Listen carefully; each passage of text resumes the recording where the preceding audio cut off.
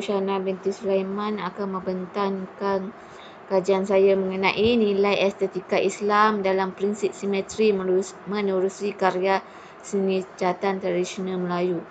Okey, jika kita lihat di sini, ialah kajian ini dijalankan bagi mengenal pasti kewujudan nilai estetika Islam melalui karya catatan tradisional Melayu dari aspek simetri. Analisis perkayaan dijalankan bagi mengelaskan simetri dalam reka bentuk corak agar mewujudkan satu kajian yang lebih baik.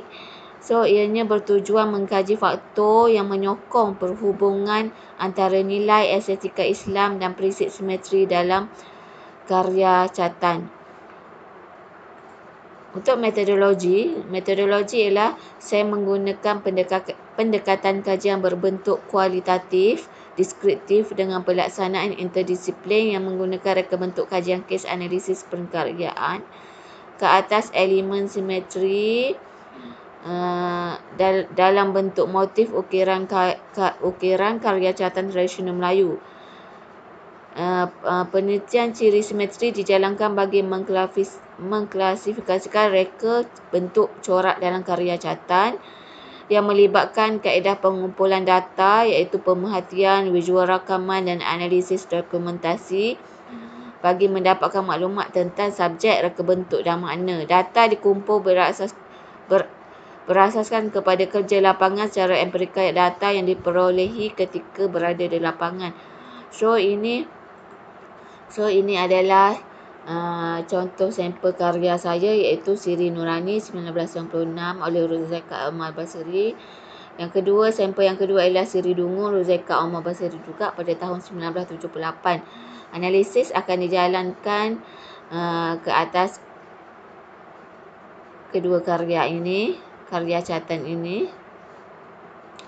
So, saya akan melihat konsep keindahan estetika dari sudut kesenian Islam oleh Ismail Al-Faruqi seperti yang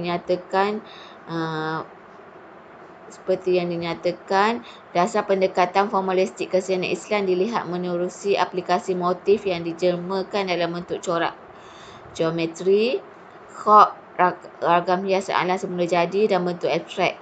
So, pendekatan artistik menerusi karya tradisional Melayu yang melibatkan prinsip simetri dalam konsep keindahan estetika Islam menurut Al-Faruqi terbahagi kepada 6 karakteristik iaitu abstrak, struktur modular, gabungan berturutan, pengulangan, dinamik dan kerumitan. Meskipun bersifat umum, ciri-ciri tersebut cukup memberi gambaran tentang karya seni Melayu Islam. Okey, contoh yang pertama ini adalah apa yang kita boleh lihat dalam konsep abstrak menerusi analisis dalam karya Siri Dungu dan Siri Nurani. Abstrak. Pendekatan abstrak merupakan reka bentuk geometri dan flora yang dilihat dalam karya di atas telah mencetuskan seni nafas keislaman. Karya catatan menampilkan imej abstrak yang tidak melambangkan objek yang sebenar. Ianya dilihat dari segi pemilihan motif dan pembinaan dari ukiran kayu yang kita boleh lihat pada karya tersebut dengan konsep kerawang yang dihasilkan kehalusan dan ketinggian nilai seni ukiran kayu yang dicipta oleh tukang-tukang atau pengkarya yang mahir yang dipersembahkan dalam karya Siri Dungu dan Siri Nurani ini.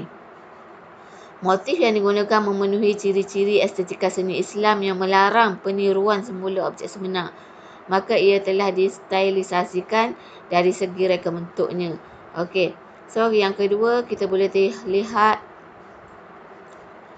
dari sudut modular structure adalah struktur modular. Struktur modular yang kita boleh lihat dalam karya Siri Dungu dan Siri Nurani ini ialah pengolahan komposisi karya ini serba rumit dan infiniti.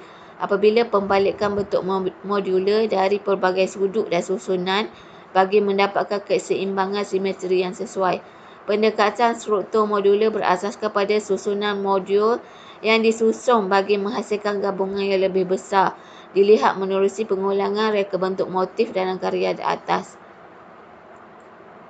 Ciri ini merujuk kepada penggunaan ukiran kayu yang dicantum dari ukiran-ukiran yang kecil sehingga membentuk ukiran yang besar. Okay, yang ketiga,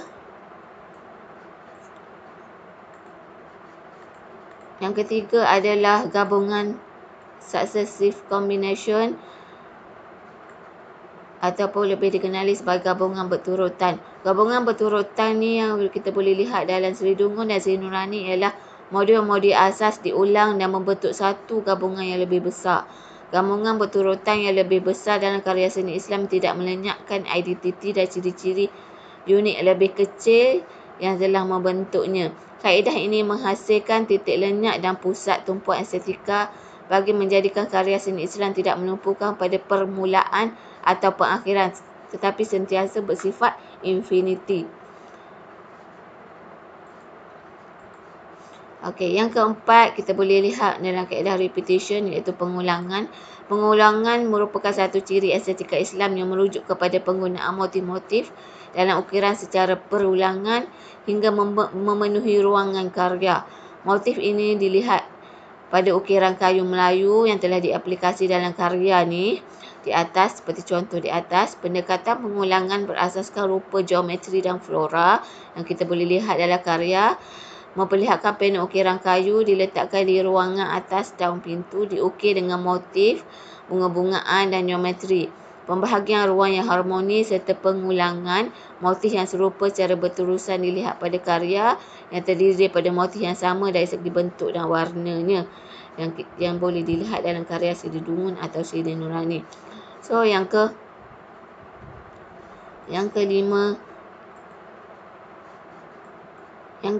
ialah dinamik. Dinamik adalah reka bentuk kesenian Islam mewujudkan konsep dinamik kerana kesenian mewujudkan corak yang halus atau infinity dalam karya. Ianya tidak boleh difahami dengan mudah dalam jangka masa yang pendek. So, kita memerlukan masa untuk memahami karya ini. Reka bentuk corak kesenian Islam tidak dapat difahami dengan hanya belajar satu bahagian sahaja dalam karya, tetapi perlu memahami keseluruhan karya tersebut. Ciri ini banyak dipraktikkan dalam seni ukiran kayu lah. Okey, so yang keenam kita boleh lihat adalah ciri-ciri dari kerumitan. Pendekatan kerumitan berasaskan rupa geometri dan organik dilihat dalam karya Seri Dungun atau Seri Nurani yang memperlihatkan penggunaan olahan imej dari sekecil-kecil imej hingga sebesar-besar corak motif. So, yang terakhir, conclusion ataupun penutup, berdasarkan keseluruhan pendapat yang dikemukakan dalam kajian ini, estetika adalah bidang yang membicarakan konsep keindahan yang bersifat relatif dan abstrak berdasarkan cita rasa pengkarya. Ianya dinilai dan dilihat dari dua sudut, sama ada secara luaran yang boleh dilihat dengan panca indera atau secara dalaman yang tidak boleh dilihat dengan panca indera. Secara ringkasnya, seni ukiran Islam ini bukan semata-mata mewujud dan memenuhi kewujudan seni atau sebagai pantulan rasa keindahan semata, tapi turut memberi kesan yang lebih mendalam dalam usaha mendekatkan diri kita kepada Allah Subhanahu Wa Taala. So, karya kesenian ini juga menampilkan bentuk dan pendekatan abstrak melalui ukiran kayu bermotif geometri dan simetri serta tumbuhan yang berasaskan flora dan berasaskan tumbuhan, dan pengolahan idea juga melibatkan simetri yang menimbulkan keharmonian serta yang sering menjadi tunjang dalam sesebuah karya itu. Okey, itu sahaja untuk pembentangan saya. Sekian, terima kasih.